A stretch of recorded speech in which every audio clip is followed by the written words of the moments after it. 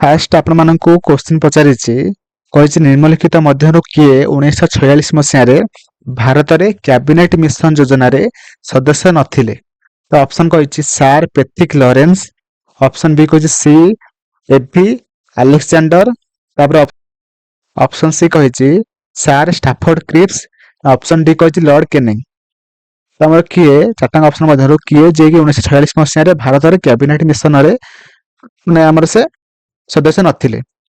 तो सठिक आंसर एठी हमर कोन हबो ना ऑप्शन डी जोटा कि लॉर्ड केनिंग जे कि हमर भारत रे कैबिनेट मिशन जो हमर हेइथिला सेतिरे से सदस्य नथिले हैला। सी हमर कोन थिले ना हमर से गवर्नर जनरल थिले एवं ता सहित फास्ट फास्ट कोन थिले ना वाइस रॉय थिले। ओके उणे कते 1856 रु हैला 1862 मसिया पर्यंत से वाइस रॉय थिले एवं ता सहित सर पैट्रिक लॉरेंस जे कि हमर सेक्रेटरी थिले, secretary of the state of India and the head of mission थिले हैला। से कैबिनेट मिशन ला हेड थिले। ओके तब असला कि ना एवी अलेक्जेंडर जे कि हमर कोन थिले ना president of board board of trade, board of trade रो प्रेसिडेंट के थिले ना हमर एवी अलेक्जेंडर हैला। तब असला सर स्टैफोर्ड क्रिप्स जे कि कोन थिले से थिले first lord of the admiralty हैला। Lord of first first lord of lord of the admiralty हैला।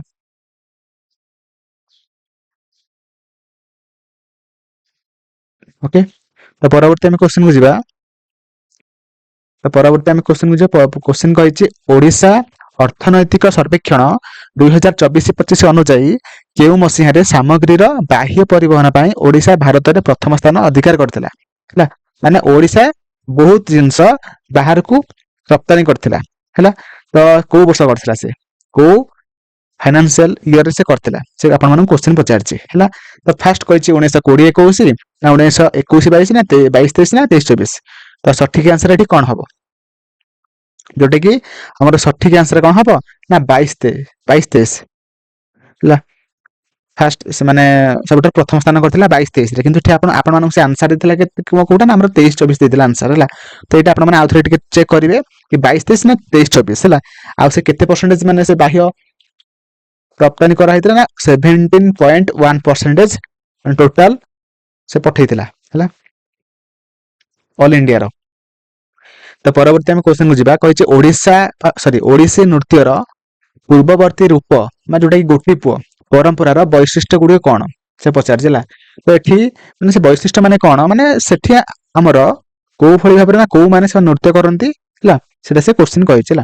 तो फर्स्ट ऑप्शन अछि विवाहित दंपति को एकत्र नृत्य ना नारी बेसरे प्राप्त वयस्क होई नथिबा बालक मानकर नृत्य ना सन्यासी मानकर द्वारा प्रदर्शित धार्मिक मुकाभिनय ना ऑप्शन डी कहिछि खंडा और ढाल धारण करथिबा रण नृत्य।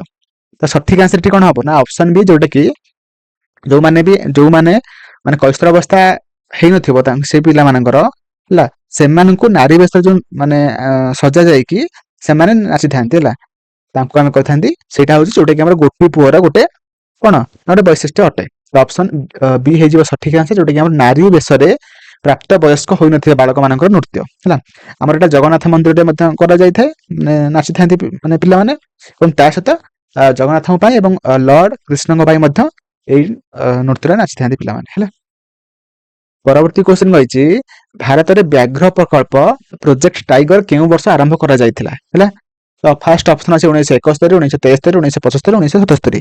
तो सठिक आंसर टी कोन हबो सठिक आंसर टी कोन हबो ना होजा हमर एटा 1973 आ डेट केते ना अप्रैल 1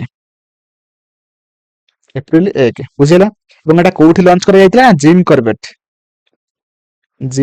कॉर्बेट नेशनल पार्क हला जोटे हमर कोठी अछि आपण माने मते कमेंट रे जणाइबे हला। त परवर्ती हम क्वेश्चन को जिबा। तो परवर्ती क्वेश्चन कहिछि कोन एटा एवा हमर जो प्रोजेक्ट टाइगर को आस्थिला हमर टाइगर मानन को माने प्रोटेक्ट करिया पई एई प्रोजेक्ट आस्थिला हला। तो परवर्ती हम क्वेश्चन को जिबा कहिछि स्वच्छ सर्वेक्षण 2024-25 अनुसार गंजाम रो केउ क्षुद्र शहर गुडी को स्वच्छता पई राज्य और जातीय स्तर रे सर्वोच्च सम्मान अर्जन करछंती। ତ ଫାର୍ଷ୍ଟ ଅପସନ ଅଛି ହିଞ୍ଜିଳିକାଟୁ ବା ପୋଲସରା ଏବଂ ପୋଲସରା ବା ଆସ୍କା ଏବଂ ଚିକିଟି ନା ଭଞ୍ଜନଗର ଏବଂ ଛତ୍ରପୁର ନା ବ୍ରହ୍ମପୁର ଆଣ୍ଡ ବୁଗୁଡା। ତ ଆମର ମାନେ ଗଞ୍ଜାମର କୋଉ ଦୁଇଟି ସହର ମାନେ କ୍ଷୁଦ୍ର ସହର ଯୋଉଟା କି ମାନେ କଣ ସ୍ୱଚ୍ଛତା ପାଇଁ ସେମାନେ ରାଜ୍ୟ ଏବଂ ଜାତୀୟ ସ୍ତରରେ ଆମର ସମ୍ମାନ ପାଇଛନ୍ତି, ଆୱାର୍ଡ ଦିଆଯାଇଛି। କୋଉଟା କୁହନ୍ତୁ ମତେ? ଦେଖନ୍ତୁ ଆମର ସଠିକ ଆନ୍ସର ହବ କଣ ଏଠି ଆସ୍କା ଏବଂ ଚିକିଟି ହେଲା। ଆସ୍କା ଯୋଉଟା କି କଣ ଆସ୍କା ଯୋଉଟା କି ଆମର କଣ ନା 20,000 ରୁ ହେଲା 50,000 ପପୁଲେସନ କ୍ୟାଟେଗୋରୀରେ ସେ ଆୱାର୍ଡ ପାଇଛି, ସେକେଣ୍ଡ ହେଇଛି। ଏବଂ ତା ସହିତ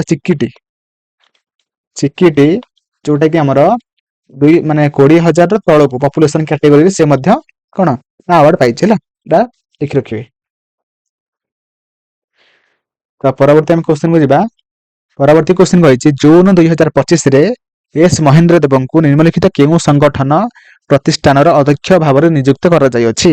ତ ଅପସନ କହିଛି ପ୍ରଧାନମନ୍ତ୍ରୀଙ୍କ ଆର୍ଥିକ ପରାମର୍ଶଦାତା ପରିଷଦ, ଜାତୀୟ ନ୍ୟାୟିକ ନିଯୁକ୍ତି କମିଶନ ମାନେ ନ୍ୟାସନାଲ ଜୁଡିସିଆଲ ଆପଏଣ୍ଟମେଣ୍ଟସ କମିଶନ, ନା ଭାରତର ଲୋକପାଳଙ୍କ ମୁଖ୍ୟ ପରାମର୍ଶଦାତା ପରିଷଦ, ନା ଅପସନ ଡି ଭାରତୀୟ ଷ୍ଟେଟ ବ୍ୟାଙ୍କ ର ପଦାଧିକାରୀ ଅଧ୍ୟକ୍ଷ।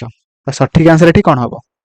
ଏଠି ସଠିକ ଆନ୍ସର କଣ ହବ ନା ଆମର ହଉଛି ଏସ୍ ମହେନ୍ଦ୍ର ଦେବଙ୍କୁ ଆମର କଣ ନା economic advisory council to the prime minister ସେଇ ଆମର ସେଇ ସଂଗଠନରେ ତାଙ୍କୁ ହେଲା ଅଧ୍ୟକ୍ଷ ଭାବରେ ଆପଏଣ୍ଟମେଣ୍ଟ କରାଯାଇଛି ହେଲା, ବା ଆମର ଚେୟାରମ୍ୟାନ ଭାବରେ ଆପଏଣ୍ଟମେଣ୍ଟ ଦିଆଯାଇଅଛି, ଯୋଉଟା କି ଆମର ଓଡିଆରେ ପ୍ରଧାନମନ୍ତ୍ରୀଙ୍କର ଆର୍ଥିକ ପରାମର୍ଶଦାତା ପରିଷଦ ହେଲା। ତ ଅପସନ ଏ ହେଇଯିବ ଆପଣମାନଙ୍କର ଏଠି ସଠିକ ଆନ୍ସର।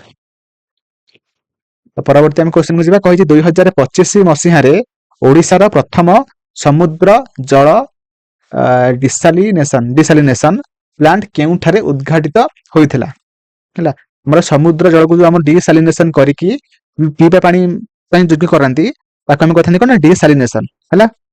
ମାନେ ଯୋଉ ଲୁଣ ସମୁଦ୍ର ଜଳ କଣ ଲୁଣିଆ, ତ ସେ ଲୁଣ ଟାକୁ ମାନେ କାଢିକି ଭଲ ମାନେ ଶୁଦ୍ଧ ଜଳ କରନ୍ତି ବା ମଧୁର ଜଳ କରନ୍ତି, ସେ ପ୍ଲାଣ୍ଟକୁ ଆମେ କହିଥାନ୍ତି କଣ ଡିସାଲିନେସନ ପ୍ଲାଣ୍ଟ ହେଲା। ଏବଂ ତା ସହିତ ଏଟା କୋଉଠି କୋଉ ଜିଲ୍ଲାରେ ଉଦ୍ଘାଟିତ କରାଯାଇଥିଲା 2025 ମସିହାରେ? ଏଇଟା ଆପଣମାନଙ୍କୁ ସେ କ୍ୱେଶ୍ଚିନ ପଚାରିଛି ହେଲା। କୁହନ୍ତୁ ମତେ। ତ ଅପସନ ଅଛି ଗଞ୍ଜାମ ଜିଲ୍ଲା, କେନ୍ଦ୍ରାପଡା, ଭଦ୍ରକ ନା ବାଲେଶ୍ୱର। ଯୋଉଟା କି ସଠିକ ଆନ୍ସର ଏଠି କଣ ହବ ନା ଅପସନ ଏ ଯୋଉଟା କି ଗଞ୍ଜାମର ମାଟିଖାଲ ଭିଲେଜ ନିୟର କୋଉଠି ଛତ୍ରପୁର ବ୍ଲକରେ ଆଣ୍ଡ ବ୍ରହ୍ମପୁର ଇନ ଗଞ୍ଜାମ ଡିଷ୍ଟ୍ରିକ୍ଟରେ ସେଟା ଆମର ଲୋକେସନ ଅଛି ତାର। ଏବଂ ଯୋଉଟା କି କଣ କରେ ନା ଲୁଣି ଜଳକୁ ମଧୁର ଜଳରେ ପରିଣତ କରେ। କୋଉ ମାନେ ପ୍ରୋସେସ ମାଧ୍ୟମ ନା ଅସ୍ମୋସିସ ମାଧ୍ୟମରେ ହେଲା। ଏବଂ ଏଟା କିଏ ଡେଭଲପ କରିଛି ନା ଇଣ୍ଡିଆନ ରେୟାର ଆର୍ଥ ଲିମିଟେଡ ହେଲା, IRELA ହେଲା, ଇଣ୍ଡିଆନ ରେୟାର ଆର୍ଥ ଲିମିଟେଡ, ଯୋଉଟା କି ଏବଂ ତା ସହିତ କଣ ନା ସେ ମଧ୍ୟ ସବୁ ଲୋକଙ୍କୁ ମଧ୍ୟ ସେ ପାଣି ଯୋଗାଉଛି ମଧୁର ଜଳ ହେଲା, ଯୋଉଟା କି ଭଲ ଆଉ ମଧୁର ଜଳ ଟାକୁ ଆଉ ଯୋଉଟା ଅଧିକ ଡିପେଣ୍ଡ ହଉଛି ନା ଆମ କଣ ନା ମାଟି ତଳ ଯୋଉ ପାଣିଟା ଉପରେ, ସେଇଟା ଆମର ତ ଡିପେଣ୍ଡେନ୍ସ ଟା ଟିକେ କମିଯିବ ହେଲା। ପରବର୍ତ୍ତୀ ଆମେ କ୍ୱେଶ୍ଚନକୁ ଯିବା। କହିଛି କ୍ରିଷ୍ଟିଆନୋ ରୋନାଲ୍ଡୋ ଏକ ରେକର୍ଡ ସୃଷ୍ଟିକାରୀ ଷଷ୍ଠ ଥର ବିଶ୍ୱକପର ଅଂଶଗ୍ରହଣ କରିବା ପାଇଁ ସୁଯୋଗ ଦେଇ କେଉଁ ଦେଶ 2026 ଫିଫା ବିଶ୍ୱକପ ପାଇଁ ଯୋଗ୍ୟତା ଅର୍ଜନ କରିଛି? ତ ଫାର୍ଷ୍ଟ ଅପସନ ଅଛି ଫ୍ରାନ୍ସ, ଜର୍ମାନୀ, ଇଟାଲୀ, ପର୍ତ୍ତୁଗାଲ। ତ ସଠିକ ଆନ୍ସର ଏଠି କଣ ହବ? ମାନେ ସେ ପଚାରିଛି ଆପଣମାନଙ୍କୁ କ୍ରିଷ୍ଟିଆନୋ ରୋନାଲ୍ଡୋ କୋଉ ଦେଶର ଖେଳାଳି, ଏବଂ ସେ କଣ ଫୁଟବଲ ଖେଳାଳି, ତ କୋଉ ଦେଶର ସେ ପଚାରିଛି ଆପଣମାନଙ୍କୁ କ୍ୱେଶ୍ଚନ। ଯୋଉଟା କି ଆମର ଅପସନ ଡି ଯୋଉଟା କି ପର୍ତ୍ତୁଗାଲ ହେଲା। ତ ପରବର୍ତ୍ତୀ ଆମେ କ୍ୱେଶ୍ଚନକୁ ଯିବା। କହୁଛି ଡିସେମ୍ବର 2025ରେ ସର୍ବୋଚ୍ଚ ନ୍ୟାୟାଳୟ ମହିଳାମାନଙ୍କ ପାଇଁ 30% ରିଜର୍ଭେସନ କାର୍ଯ୍ୟକାରୀ କରିବା ପାଇଁ କେଉଁ ସଂସ୍ଥା ଏବଂ କେଉଁ ସଂସ୍ଥା ଗୁଡିକୁ ନିର୍ଦ୍ଦେଶ ଦେଇଥିଲେ? ହେଲା ଆମର କୋଉ ସଂସ୍ଥା ଗୁଡିକରେ 30% ରିଜର୍ଭେସନ ପାଇଁ ଆମର ସୁପ୍ରିମକୋର୍ଟ ମାନେ ନିର୍ଦ୍ଦେଶ ଦେଇଛନ୍ତି? ଅପସନ ଅଛି ବାର କାଉନସିଲ, ହାଇକୋର୍ଟ, ସଂସଦ ନା ପୋଲିସ। ଏଇଟା ଦେଖନ୍ତୁ ଆମର ଅପସନ ବି ଯୋଉଟା କି ଆମର କଣ ବାର କାଉନସିଲ ହେଲା, ଯୋଉଟା କି ଆମର କୋଉ କେସ୍ ପାଇଁ ହେଇଛି ନା Yogamaya MG versus union of India ହେଲା। ସେ କେସ ରେ ଆମର ସର୍ବୋଚ୍ଚ ନ୍ୟାୟାଳୟ କଣ କହିଛନ୍ତି ନା ମହିଳା ମାନଙ୍କ ପାଇଁ 30% ରିଜର୍ଭେସନ ବାର କାଉନସିଲରେ ରଖିବା ପାଇଁ ହେଲା। ତ ଅପସନ ଏ ହେଇଯିବ ଆପଣମାନଙ୍କର ଏଠି ସଠିକ ଆନ୍ସର। ତ ପରବର୍ତ୍ତୀ ଆମେ କ୍ୱେଶ୍ଚନକୁ ଯିବା। କହିଛି ଅକ୍ଟୋବର 2025ରେ ବିଶାଖାପାଟଣାରେ ଦ୍ୱିତୀୟ ଆଣ୍ଟି ସବମରାଇନ ୱାରଫେୟାର ସାଲୋ ୱାଟର କ୍ରାଫ୍ଟ ଭାବରେ କେଉଁ ଜାହାଜଟି କମିଶନ କରାଗଲା? କୁହନ୍ତୁ ହେଲା କୋଉ ଜାହାଜଟା ଟାଟାଙ୍କ ମଧ୍ୟରୁ କୋଉ ଜାହାଜ ଯୋଉଟା କି ଆମର ବିଶାଖାପାଟଣାରେ କଣ ନା କମିଶନ କରାଗଲା? ତ ସଠିକ ଆନ୍ସର ଏଠି କଣ ହବ ନା ଆମର ଅପସନ ଏ ଯୋଉଟା କି ଆଇଏନଏସ୍ ଅଣ୍ଡରଥ ହେଲା। ତ ଅପସନ ଏ ହେଇଯିବ ସଠିକ ଆନ୍ସର ହେଲା। ତ ପରବର୍ତ୍ତୀ କ୍ୱେଶ୍ଚନ କୁ ଯିବା। କହିଛି 2003 ମସିହାରେ ଅନୁଷ୍ଠିତ ବିଶ୍ୱ ଆଥଲେଟିକ ଚାମ୍ପିୟନସିପ ହେଲା ନିମ୍ନଲିଖିତ କେଉଁ ଭାରତୀୟ ଆଥଲେଟ ପ୍ରଥମ ପଦ ବିଜେତା ହେବାର ଗୌରବ ଅର୍ଜନ କରିଛନ୍ତି। ତ ଅପସନ ଅଛି ପିଟି ଉଷା, ତାପରେ କହିଛି ମିଲ୍ଖା ସିଂ, ତାପରେ କହିଛି ଅଞ୍ଜୁ ବବି ଜର୍ଜ ନା ଶଙ୍କର ଗୁପ୍ତା। ଯୋଉଟା କି ସଠିକ ଆନ୍ସର ଏଠି କଣ ହବ ନା ହଉଛି ଆମର ଅଞ୍ଜୁ ବବି ଜର୍ଜ, ଯିଏକି ଆମର ଲଙ୍ଗ ଜମ୍ପ ରେ ସେ କଣ ଆୱାର୍ଡ ପାଇଛନ୍ତି ହେଲା, ପ୍ରଥମ ପଦକ ସେ ପାଇଥିଲେ ହେଲା। ଏବଂ ସେ ହାଇଏଷ୍ଟ କେତେ ଯାଏଁ ସେ ମାନେ ଲଙ୍ଗ ଜମ୍ପ ତାଙ୍କର ମାନେ ହାଇଏଷ୍ଟ ରେକର୍ଡ କେତେ ନା 6.70 ମିଟର ହେଲା। ଏତିକି ସେ ହାଇଏଷ୍ଟ ମାନେ ଲଙ୍ଗ ଜମ୍ପ ମାନେ ଦେଇଛନ୍ତି। ତ ପରବର୍ତ୍ତୀ କ୍ୱେଶ୍ଚନ କହିଛି ଜଣେ ବିଦ୍ୟାର୍ଥୀ କୋଷରେ ଜେନେଟିକ ସୂଚନାର ସ୍ଥାନାନ୍ତରଣକୁ ମଡେଲ କରିବା ପାଇଁ ଚାହୁଁଛି ହେଲା। ସେ କେଉଁ ସଂରଚନା ଉପରେ ଧ୍ୟାନ ଦେବା ଉଚିତ। କାହିଁକି ନା ଆମର ଯୋଉ ଜେନେଟିକ ଟା ଆମର କୋଉଠି ଷ୍ଟୋର ହେଇକି ରହିଥାଏ ମାଇକ୍ରୋ କଣ୍ଟ୍ରିଆରେ ନା ନେଷ୍ଟିରେ ନା ରାଇବୋଜମ ନା କୋଷଭିତ୍ତି। ଯୋଉଠି ଥିବ ସେଇଟାକୁ ସେ କଣ କରିବ ନା ମଡେଲ କରିବ। କୋଉଠି ଅଛି ନା ନେଷ୍ଟରେ ଅଛି ନା ନ୍ୟୁକ୍ଲିୟସରେ ଅଛି। ତ ଅପସନ ବି ମାନେ ଅପସନ ବି ହେଇଯିବ ଏଠି ସଠିକ ଆନ୍ସର ହେଲା। ନେଷ୍ଟି ଉପରେ ସେ କଣ କରିବ ନା ହଉଛି ସେ ମଡେଲ କରିବ, ତେବେ ଯାଇକି ସେ ଠିକ ଭାବରେ ଏକ୍ସପ୍ଲେନ କରିପାରିବ। ତାପରେ କହିଛି ନଦୀର ମୁହାଣରେ ବାଲି ଓ ପଟୁ ଜମା ହେବା ଫଳରେ ମୁଖ୍ୟତଃ କେଉଁ ଭୂମି ରୂପ ସୃଷ୍ଟି ହୋଇଥାଏ। କୁହନ୍ତୁ ମତେ କୋଉଟା। ଯଦି ଆମର କଣ ନା ଆମର ସମୁଦ୍ର ନଦୀର ମୁହାଣରେ ଯଦି ବାଲି ବା ପଟୁ ଜମା ହେଲା ମୁଖ୍ୟତଃ କେଉଁ ଭୂମି ରୂପ ସୃଷ୍ଟି ହୋଇଥାଏ କୋଉଟା ନା ଅପସନ ଏକ ତ୍ରିକୋଣ ଭୂମି, ଗଭୀର ଉପତ୍ୟକା, ନା ଉପଦ୍ୱୀପ, ନା ହିମ ବାହ। ତ ସଠିକ ଆନ୍ସର ଏଠି କଣ ହବ କଣ ହବ ଡେଲ୍ଟା ବା ତ୍ରିକୋଣ ଭୂମି ହେଲା। ଇଂଲିଶରେ କହନ୍ତି ଡେଲ୍ଟା। ସେ ମାଟି ବହୁତ ଉର୍ବର ହୋଇଥାଏ ହେଲା। ଆଉ ଗୋଟେ କଣ କୁହନ୍ତୁ ମତେ। ଆଉ ଗଭୀର ଉପତ୍ୟକା ମାନେ କଣ ନା ହଉଛି କେନିୟନ ଇଂଲିଶ ଟା ହେଲା। କେନିୟନ ମାନେ କଣ ନା ହଉଛି ଏ ଫର୍ମ ବାଇ ଇରୋଜନ ଅଫ ରକ୍ସ ମାନେ କଣ ନା ଆମର ସବୁ ମୂର୍ତ୍ତିକା ଯୋଉ ଆମର ହୋଇଥାଏ ମାନେ କ୍ଷୟ ହୋଇଥାଏ ସେ ଆଉ ତା ସହିତ ରକ୍ ମାନଙ୍କର ଯୋଉ ଆମର ସବୁ କଣ ସେମାନେ ଆସ୍ତେ ଆସ୍ତେ ହୋଇକି ବର୍ଷ ବର୍ଷ ଧରିକି ମାନେ ଚୂର୍ଣ୍ଣ ହୋଇଥାଏ। ତା ମାଧ୍ୟମରେ ଲଙ୍ଗ ଟର୍ମ ପାଇଁ ଯୋଉ ଆମର ମୁଭିଙ୍ଗ ମାନେ ୱାଟର ସାହାଯ୍ୟରେ ସେମାନେ କଣ ହେଇଥାନ୍ତି ନା ଚୂର୍ଣ୍ଣ ହୋଇଥାନ୍ତି। ଲଙ୍ଗ ଟର୍ମ ପାଇଁ ହୋଇଥାଏ। ତ ସେଇଟାକୁ ଆମେ କଣ କହିଥାନ୍ତି କଣ ନା କେନିୟନ ବୁଝିପାରିଲେ। ତାପରେ ଆସିଲା ଉପଦ୍ୱୀପ ମାନେ କଣ ନା piece of land surrounded by water on three side ହେଲା ବା ପେନିନସୁଲା ଯୋଉଟା ଆମେ କହିଥାନ୍ତି ଉପଦ୍ୱୀପ ହେଲା। ଯଦି ଗୋଟେ ମାନେ ସ୍ଥଳ ଭାଗକୁ ତିନି ପଟରୁ ଜଳ ଘେରିକି ରହିଥାଏ ତାକୁ ଆମେ କହିଥାନ୍ତି ପେନିନସୁଲା ଯୋଉଟା ଆମ ଇଣ୍ଡିଆ ଗୋଟେ ପେନିନସୁଲା ଅଟେ ହେଲା। ଆଉ ହିମବାହ ମାନେ କଣ ଗ୍ଲାସିୟର ହେଲା। ଲାର୍ଜ ମାସ of ice ଦାଟ move slowly over land ହେଲା ଆମେ କହୁଛନ୍ତି ହିମବାହ।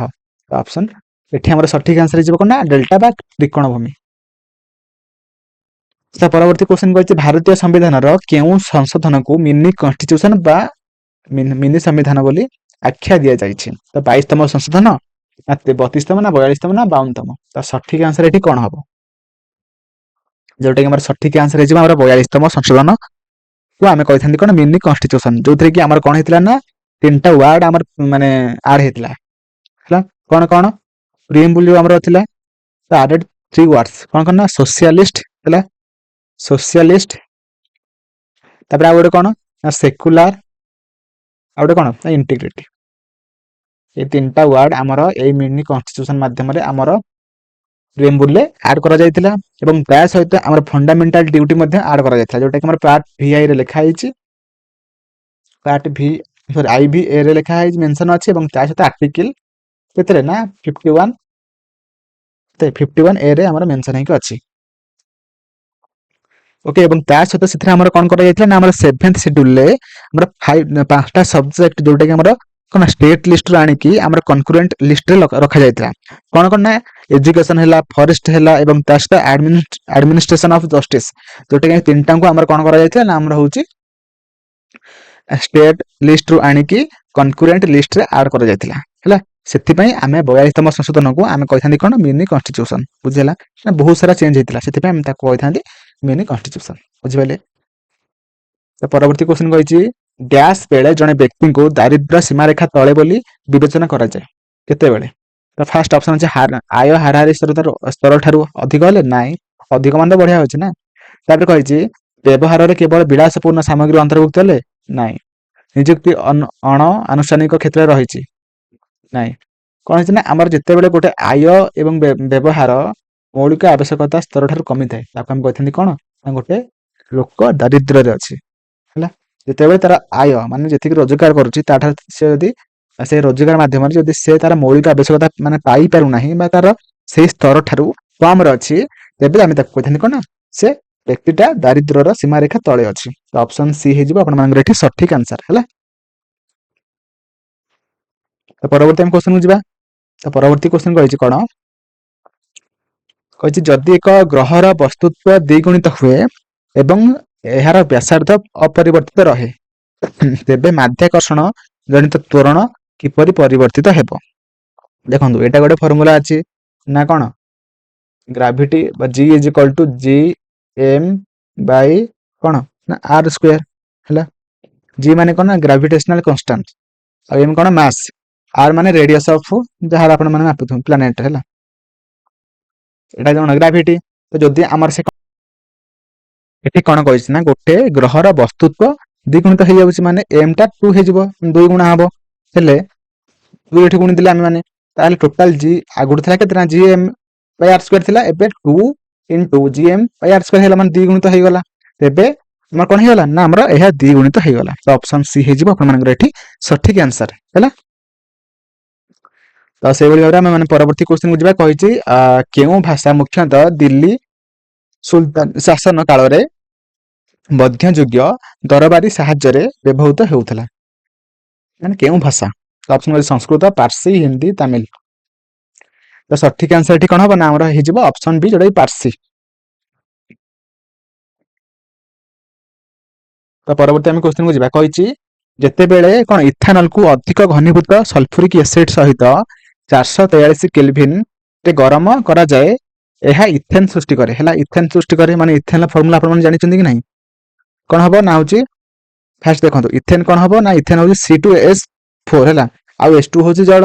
ତ ଏହି ପ୍ରକ୍ରିୟାରେ ଘନୀଭୂତ ସଲଫ୍ୟୁରିକ ଏସିଡ ର ଭୂମିକା କଣ ମାନେ ଏଥିରେ କଣ ହୁଏ ନା ଯଦି ଆମେ ମାନେ କଣ ନା ଇଥାନଲକୁ ମାନେ ଇଥାନଲ ଟା କଣ ନା ହଉଛି C2H2OH ହେଲା ତାକୁ ଯଦି ଆମେ ସଲଫ୍ୟୁରିକ ଏସିଡ ରେ ଘନୀଭୂତ କରେଇବା ବା ଗରମ କରିବା ସେଥିରେ ଇଥେନ ସୃଷ୍ଟି ହବ ଏବଂ ଯଦି ଇଥେନ ସୃଷ୍ଟି ହେଲା ଯୋଉ ସେଥିରେ ଥିବା ପାଣିଟା ବାହାରି ପଡିବ ତାହେଲେ ସଲଫ୍ୟୁରିକ ଏସିଡ ର କାମ କଣ ନା ସେ ପାଣିଟାକୁ ବାହାର କରିବା। ଅପସନ ବି ହେଇଯିବ ସଠିକ ଆନ୍ସର ଯୋଉଟା କି ଏହା ପାଣିକୁ ବାହାର କରିଦେବ ହେଲା। ପରବର୍ତ୍ତୀ କ୍ୱେଶ୍ଚନ କହିଛି ପଞ୍ଚେଶ୍ୱର ବହୁମୁଖୀ ପ୍ରକଳ୍ପ ହେଲା ପଞ୍ଚେଶ୍ୱର ମଲ୍ଟିପର୍ପୋଜ ପ୍ରୋଜେକ୍ଟ ଭାରତ ଏବଂ କେଉଁ ଦେଶ ମଧ୍ୟରେ ଜଳ ଓ ବିଦ୍ୟୁତ ଶକ୍ତି ଭାଗିଦାରିତା ର ଏକ ପଦକ୍ଷେପ ଅଟେ ହେଲା। କୁହନ୍ତୁ ମତେ ଭାରତ ସହିତ ଆଉ କୋଉ ଦେଶ ମିଶିକି ହେଲା ଜଳ ଏବଂ ବିଦ୍ୟୁତ ଶକ୍ତି ମାନେ କଣ ମିଶିକି ଚାଲିଛି ଆଉ ଦିଟା ଦେଶ ମଧ୍ୟରେ ଆଉ। ତ ଅପସନ ଅଛି ଚୀନ ଭୁଟାନ ବାଂଲାଦେଶ ନେପାଳ। ତ ସଠିକ ଆନ୍ସର ଏଠି କଣ ହବ ନା ଆମର ନେପାଳ ବୁଝିପାରିଲେ।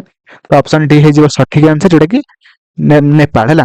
ଏବଂ ଏଟା କୋଉଠି ଅଛି ନା Mahakali river on the India Nepal ବର୍ଡରରେ ଅଛି ଏଟାକୁ ଉତ୍ତରାଖଣ୍ଡରେ ଅଛି ହେଲା।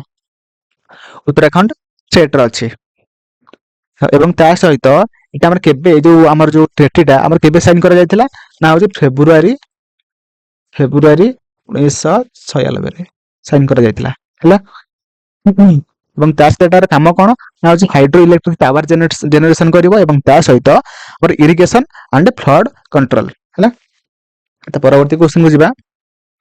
ତ ପରବର୍ତ୍ତୀ କ୍ୱେଶ୍ଚନ ଅଛି ନେପାଳ ସହିତ ହେଲା ଭାରତର କେତୋଟି ରାଜ୍ୟ ସୀମା ଲାଗି ରହିଛି। ତ ଅପସନ ଅଛି 6ଟା 2ଟା 8ଟା 5ଟା। କେତେଟା କୁହନ୍ତୁ ଦେଖନ୍ତୁ ନେପାଳ NEPAL ନେପାଳ ମାନେ କଣ 4ଟା ଲିଟର ରହିଲା ତାହେଲେ ଆମ ଭାରତ ସହିତ କେତେଟା ସେ ମାନେ ଷ୍ଟେଟ ଲାଗିକି ଅଛି ନା 5ଟା ଅଛି କଣ କଣ ନା ହଉଛି UUBWS ହେଲା। 5ଟା ଲିଟର ଯେହେତୁ ନେପାଳର ଅଛି ତ 5ଟା ଷ୍ଟେଟ ଆମର ଲାଗିକି ଅଛି କଣ କଣ ନା UUBWS ମାନେ ୟୁ ରେ ହଉଛି ଉତ୍ତରାଖଣ୍ଡ ୟୁ ରେ ଉତ୍ତରପ୍ରଦେଶ ବି ରେ ବିହାର W ରେ ୱେଷ୍ଟବେଙ୍ଗଲ ଆଣ୍ଡ S ରେ ସିକିମ ବୁଝିଲା। UUBWS ନେପାଳ 5ଟା ଲିଟର ମାନେ 5ଟା ଷ୍ଟେଟ ଆମର ଲାଗିକି ଅଛି ଓକେ।